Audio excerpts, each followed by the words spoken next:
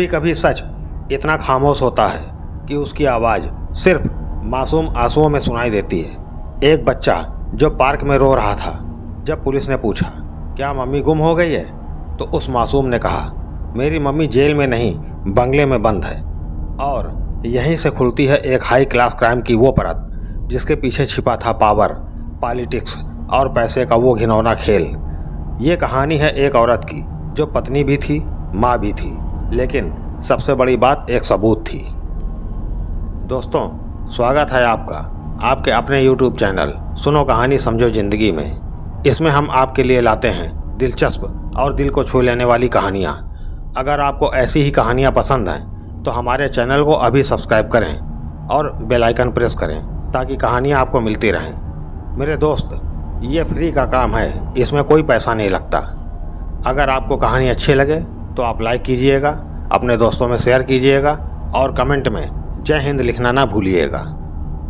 तो चलिए दोस्तों, सुनाते हैं आपको आज की दिलचस्प और दिल को छू लेने वाली कहानी। शाम के लगभग 6:30 बज रहे थे। स्मृति उपवन हर रोज की तरह आज भी लोगों से गुलजार था। कहीं बच्चे झूला झूल रहे थे तो कहीं बुजुर्ग वॉक कर रहे थे। कोई प्रेमी जोड़ा कोने में बैठा बातें कर रहा था तो कोई चाट की रेहड़ी पर खड़ा मजा ले रहा था। पूरा माहौल रोज की तरह नॉर्मल था, लेकिन उस रोज एक कोने में एक अजीब सी बेचैनी धीरे धीरे पनप रही थी। पार्क के एक किनारे झूलों के पास बैठा एक छोटा बच्चा, उम्र होगी मुश्किल से 6 साल, मिट्टी में सना हुआ, गंदे कपड़े पहने हुए और आंखों में ऐसा डर जो किसी मासूम की आंखों में नहीं होना चाहिए। वो बच्चा फूट फूट कर रो रहा था, कभी अपने आसपास देखता, कभी आसमान की तरफ, और बार बार एक ही बात कह रहा था, मम्मी को बचाओ, मम्मी को बचाओ। लोगों को लगा ये कोई खोया हुआ बच्चा है, शायद मम्मी पापा कहीं चले गए हों। 2-3 महिलाएं पास आईं। एक औरत ने झुककर पूछा, बेटा नाम क्या है तुम्हारा? लेकिन बच्चा कुछ नहीं बोला, बस रोता रहा। दूसरी औरत ने पानी की बोतल आगे की, पानी पी लो बेटा, डरो मत, मम्मी कहाँ हैं? बच्चा कांपती आवाज़ में बोला, वो बंगले में बंद है, मम्मी को बचा लो। ये सुनते ही चारों तरफ सन्नाटा छा गया। पास खड़े कुछ नौजवानों ने तुरंत 112 पर कॉल किया। इंस्पेक्टर सीमा चौधरी तेज मिजाज लेकिन इंसाफ पसंद महिला थी। जब उन्हें कॉल मिली एक बच्चा रोते हुए कह रहा है उसकी मम्मी जेल में नहीं बंगले में बंद है, तो उनके कान खड़े हो गए। सीमा गाड़ी में बैठी और तुरंत लोकेशन पर पहुंची।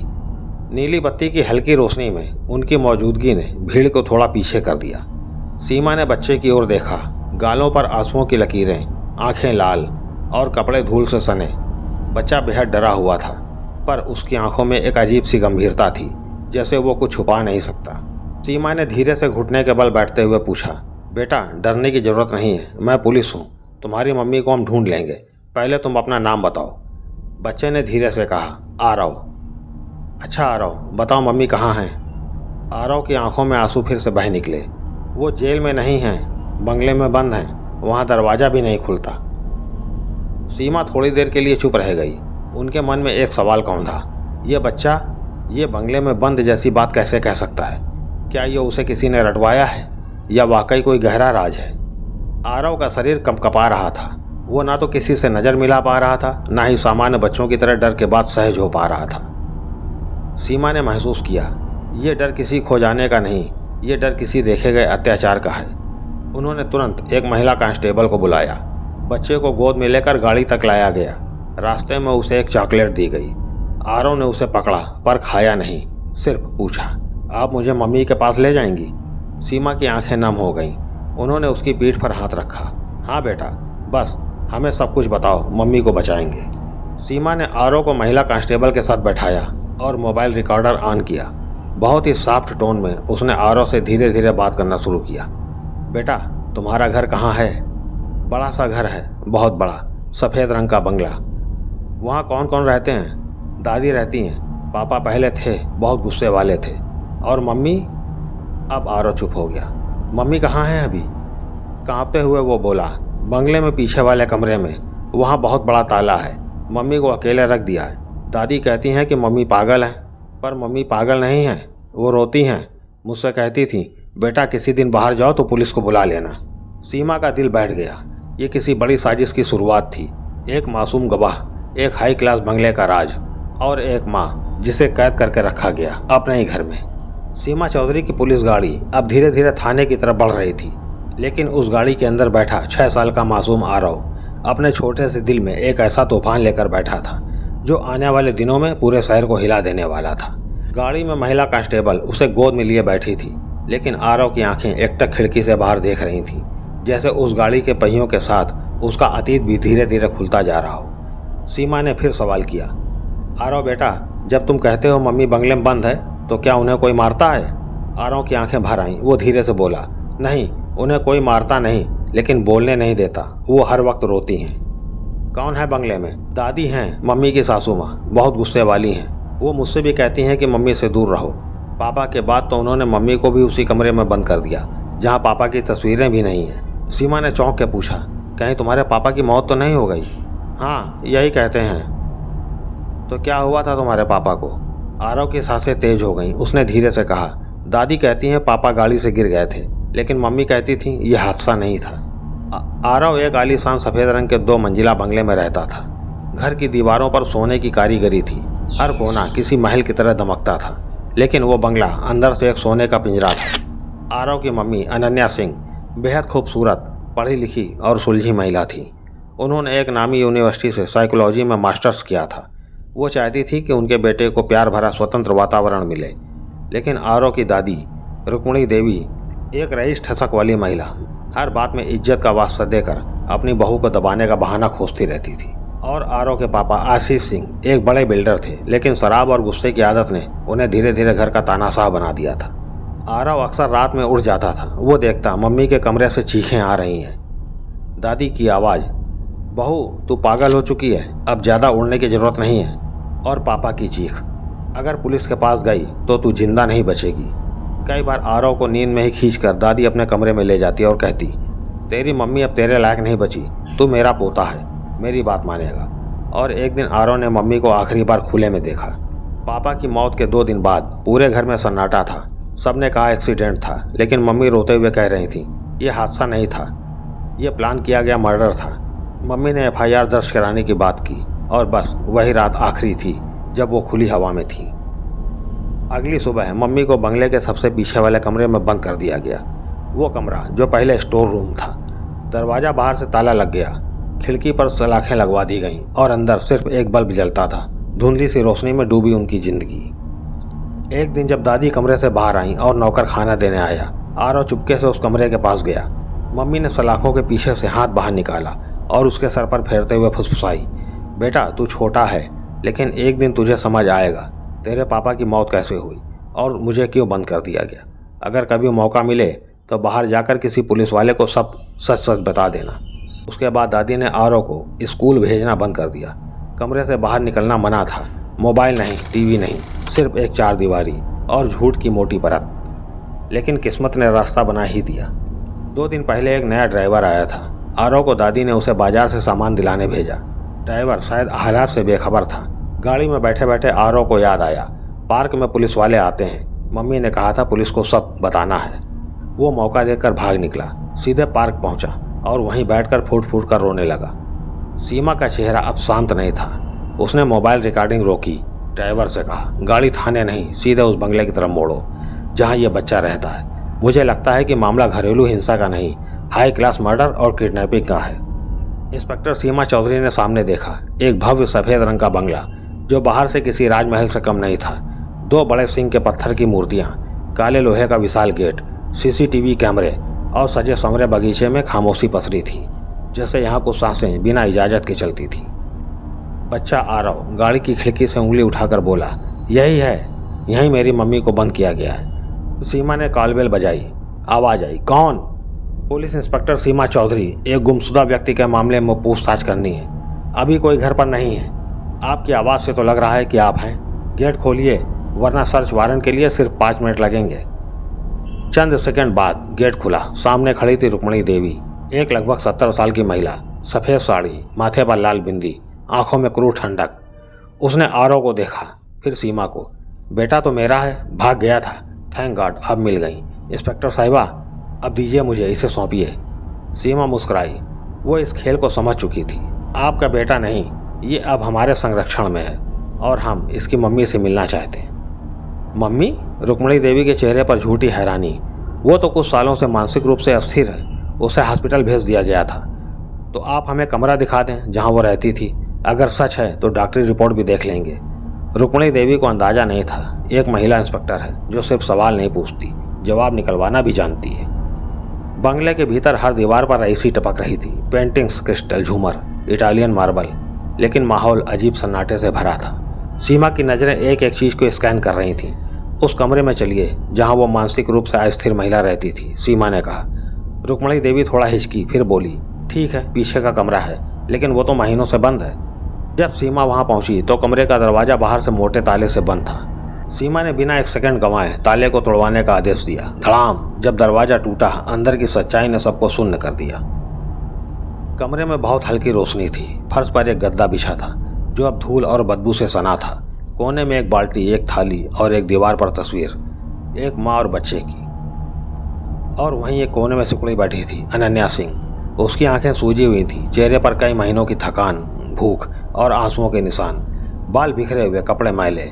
लेकिन जब उसकी नज़र आरव पर पड़ी, आरव, उसकी आवाज़ में ऐसा कंपन था जैसे किसी कब्र में कैद आत्मा को अचानक जीवन मिल गया हो। वो लड़खड़ाती हुई उठी, लड़खड़ा कर दौड़ी आरव की तरफ। दोनों माँ बेटा फूट फूट कर रोए और एक दूसरे से लिपट गए। सीमा का गला भर आया, लेकिन उसने खुद को संभाला। मैडम, आप यहाँ क्यों थीं? अनन्या कांपती आवाज़ में बोली। क्योंकि मैंने सच जान लिया था मैडम। इस बंगले में अवैध काम होते थे। कई इज्जतदार लोग, कई पॉलिटिशियन यहाँ आते थे और रात के अंधेरे में लड़कियाँ लाई जाती थी। ये सब जब मैंने देखा तो मेरे पति और मेरी सास, ये लोग मुझे धमकाने लगे, तू अपनी ज़बान बंद रख, नहीं तो तुझे ताले में बंद कर देंगे। मेरे पति की मौत एक एक्सीडेंट नहीं थी मैडम।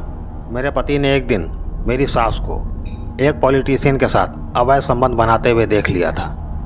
इसलिए इन लोगों ने उनकी गाड़ी के वायर काट दिए और एक्सीडेंट का रूप दे दिया। बंगले में हो रहे अवैध धंधे और अपने पति की मौत की एफआईआर कराने के लिए जब मैं निकलने लगी तो मेरी सास ने नौकरों की सहायता से मुझे अंदर कमरे में बंद कर दिया और बाहर से ताला लगा दिया और खबर फैला दी मैं मानसिक रूप से अस्थिर हूँ। मेरी सास ने कहा अगर पुलिस में गई तो आरव को मार देंगे। सीमा ने तुरंत रुक्मणी देवी को हिरासत में ले लिया। आप पर आईपीसी की धाराओं के तहत आरोप है, गैर कानूनी कैद, घरेलू हिंसा, हत्या की साजिश में भूमिका और बाल अधिकारों का हनन। रुक्मणी देवी अब भी अकड़ में थी। तो मुझे नहीं जानती, मेरा नाम रुक्मणी देवी है, मेरा फ़ोन कॉल ही काफ़ी है। सीमा मुस्कुराई। अब फ़ोन कॉल काम नहीं आएगा, अब रिपोर्ट बनेगी और वो भी आपके ही बंगले से। बंगले के उस कमरे में जहाँ इंसानियत का दम घुटता था, माँ बेटे की सिसकियाँ अब धीरे धीरे उम्मीद में बदल रही थीं। अनन्या की आंखों में अब भी डर था, पर उसकी आवाज़ में एक टूट चुकी औरत की लड़ने की जिद झलक रही थी। इंस्पेक्टर सीमा चौधरी ने उसे गर्म दूध और एक साल दिलवाई, डॉक्टर को बुलाया और वहीं बंगले के ड्राइंग रूम को एक अस्थायी पूछताछ केंद्र में बदल दिया। आपको डर नहीं लगा? सीमा ने पूछा। अनन्या ने कांपती आवाज़ में कहा, डर तो हर पल लगता था, लेकिन जब आरव की आंखों में भूख और भय देखती थी तो अंदर कुछ जलने लगता था। मैं चीखना चाहती थी, लेकिन आवाज़ बंद कर दी गई थी।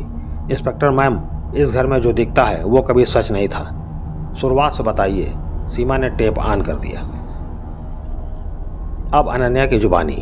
अनन्या एक होनहार आर्टिस्ट थी, लखनऊ यूनिवर्सिटी से फाइन आर्ट्स में गोल्ड मेडलिस्ट। एक एग्जीबिशन में उसकी मुलाकात हुई आशीष सिंह से, रईस खानदान का इकलौता बेटा, अंग्रेजी स्कूल में पढ़ा लिखा और उसके माँ बाप की आंखों का तारा। आशीष ने उसे चाहा, सराहा और कुछ महीनों में शादी का प्रस्ताव दे दिया।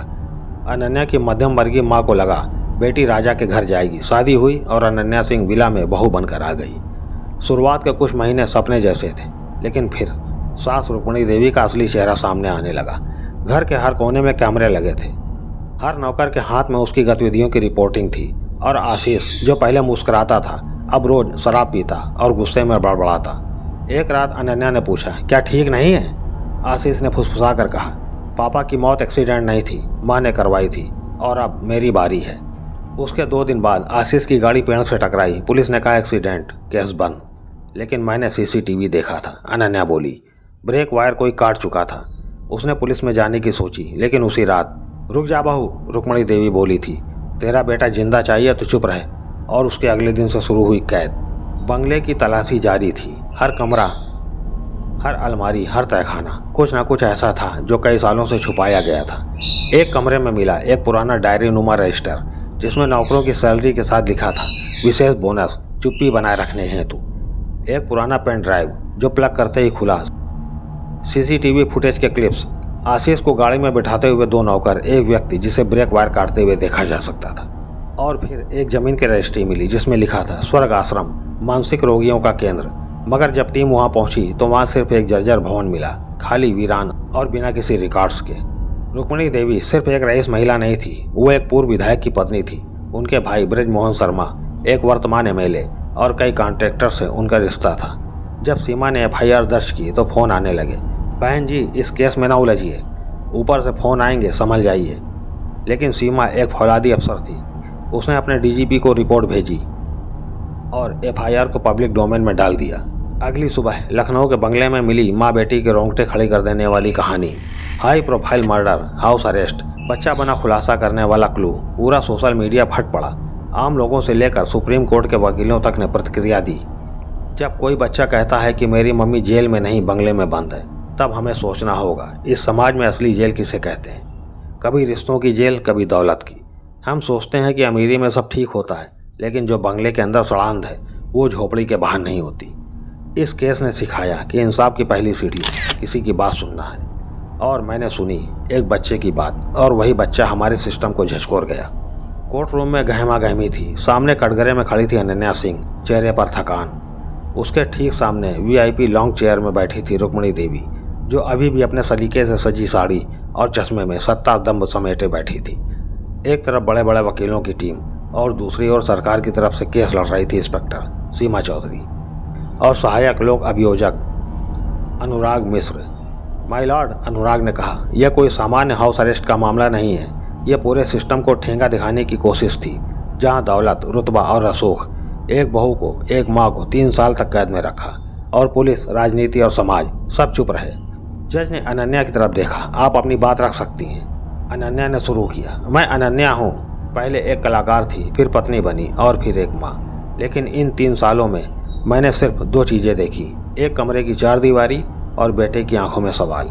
मुझे ताले में बंद कर दिया गया, लेकिन मेरी आत्मा को सबसे ज़्यादा कैद इस बात ने किया कि मैं अपने बेटे को ठीक से हंसते हुए भी नहीं देख सकती थी। हर रोज़ नौकर आते, खाना फेंक कर जाते, कोई कुछ नहीं बोलता। अनन्या का गला भर आया, उसकी आंखें डबडबा आईं। माय लॉर्ड, अगर मेरे बेटे आरव को उस दिन पार्क में इंस्पेक्टर सीमा ना मिलती तो शायद मेरी लाश किसी दिन बंगले के तहखाने में मिलती। चाव पक्ष के वकील मिस्टर अश्विनी मेहरा ने खड़े होकर कहा, माय लॉर्ड, ये सब एक नाटकीय बयानबाजी है। मेरी मुवक्किला रुक्मिणी देवी 62 वर्ष की है, समाज सेविका है और उन्होंने अपनी बहू को किसी जोर जबरदस्ती से नहीं रोका था, बल्कि हमारी मुवक्किला को शक था कि अनन्या मानसिक रूप से अस्थिर है।